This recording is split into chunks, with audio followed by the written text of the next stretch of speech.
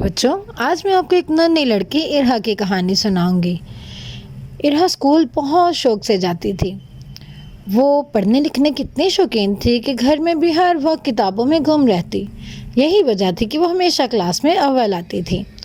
वो पौधों के साथ खेलने की भी बहुत शौकीन थी। वो उनके घर के करीब एक बाग था जहाँ वो जाती और खूब मस्ती करती।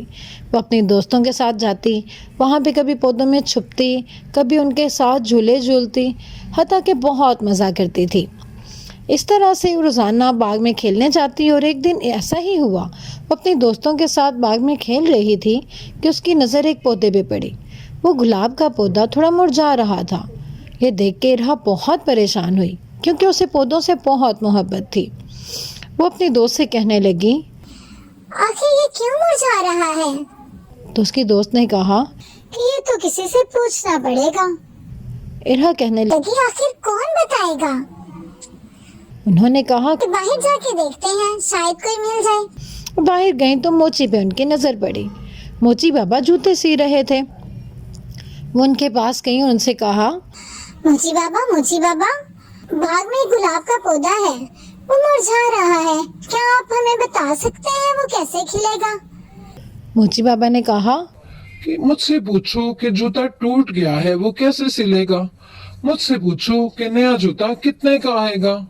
मुझसे पूछो कि जूता कैसे सिलेगा तो मैं जरूर बताऊंगा, लेकिन पौधे के बारे में मैं क्या बता सकता हूँ। इरहा बहुत परेशान हुई। उनसे कहने लगी, तो कौन बताएगा? मोची बाबा ने कहा। हाँ, ये तो मुझे नहीं मालूम।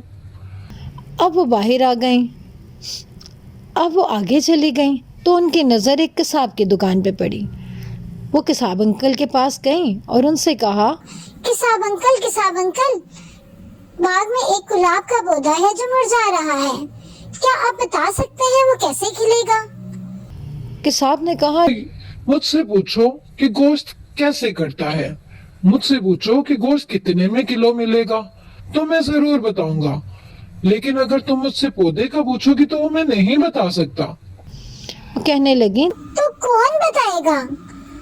किताब अंकल ने कहा। हाँ, ये तो मुझे नहीं मालूम। अब वो बहुत परेशान हुई। वो सोचने लग गई आखिर कौन बताएगा, और इस तरह से वो आगे चली गई।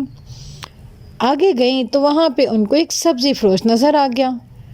वो वहीं पे रुक गई। उनसे कहने लगी, शायद सब्जी वाले अंकल को कुछ पता हो। वो सब्जी फरोश के पास गई और उससे कहने लगी, अंकल, गुलाब का पौधा बाग में मुरझा रहा है। क्या आप हमें बता सकते हैं वो कैसे खिलेगा? सब्जी फरोश ने कहा, मुझसे पूछो कि सब्जी कितने में किलो मिलेगी। मुझसे ये पूछो कि कौन सी सब्जी कौन से मौसम में आएगी तो मैं जरूर बताऊंगा, लेकिन पौधे के बारे में मुझे क्या मालूम। अब तो उसकी दोस्तें थक के घर चली गईं और इरहा बेचारी बहुत परेशान हुई। इसी तरह परेशानी में चलते चलते वो एक दर्जी की दुकान के पास से गुजरी तो उसने सोचा कि क्यों ना इनसे ही पूछ लूं। उनसे कहने लगी, टेलर अंकल, बाग में गुलाब का एक पौधा मुरझा रहा है। क्या आप बता सकते हैं वो कैसे खिलेगा? तो दर्जी ने कहा, कि मुझसे पूछो कि सूट कितने में सिलेगा। मुझसे पूछो कि जैकेट कैसे सीते हैं तो मैं बता सकता हूँ, लेकिन पौधे के बारे में मुझे क्या मालूम। अब तो इरहा बहुत परेशान हुई, लेकिन दर्जी ने फौरन कहा, रुको, एक बंदा है जो तुम्हें बता सकता है कि पौधा कैसे ठीक होगा। उसने कहा। वो कौन? तो दर्जी ने कहा, माली बाबा। बाग में माली बाबा होंगे, उनसे पूछो कि आखिर पौधा कैसे ठीक होगा। तो इरहा फौरन बहुत खुश हुई क्योंकि वो समझ गई थी कि मुझे माली बाबा के पास ही जाना चाहिए था। अब वो माली बाबा के पास गई और उनसे कहने लगी, बाग में गुलाब का पौधा मुरझा रहा है। क्या आप बता सकते हैं वो कैसे खिलेगा? माली बाबा ने कहा, कहाँ है वो पौधा। तो उसने बताया कि वहाँ दीवार के पीछे। माली बाबा उसके पीछे चल के आए और जब देखा तो गुलाब का पौधा वाकई ही बिल्कुल मुरझाया हुआ था। वो कहने लगे कि ये पौधा ऐसे ठीक नहीं होगा। पहले तो इसको उठा के रोशनी में रखो। इसको फलने फूलने के लिए हवा, पानी और रोशनी की जरूरत है। तो इरहा ने फौरन वो पौधा उठाया और उसको बिल्कुल सूरज के सामने रोशनी में रख दिया। जब वो पौधा सूरज की रोशनी में रखा तो वो माली बाबा से पूछने लगी। कि माली बाबा, क्या अब ये पौधा ठीक हो जाएगा? माली बाबा ने कहा, हाँ हाँ हाँ, क्यों नहीं, ये पौधा बिल्कुल ठीक हो जाएगा। असल में पौधों को फलने फूलने के लिए सूरज, हवा, पानी, रोशनी की जरूरत होती है। तो वो पौधा उन्होंने वहीं पे छोड़ दिया। अब इरहा रोजाना पौधे को पानी देती और इस तरह से कुछ दिन बाद वो पौधा वाकई में खिल गया और उस पर एक बहुत खूबसूरत फूल भी लग गया। अब इरहा और उसकी तमाम सहेलियां इसको देख के बहुत खुश हुई। तो प्यारे बच्चों, आपको पता है ये पौधे भी जानदार होते हैं और ये भी इंसानों की तरह हैं।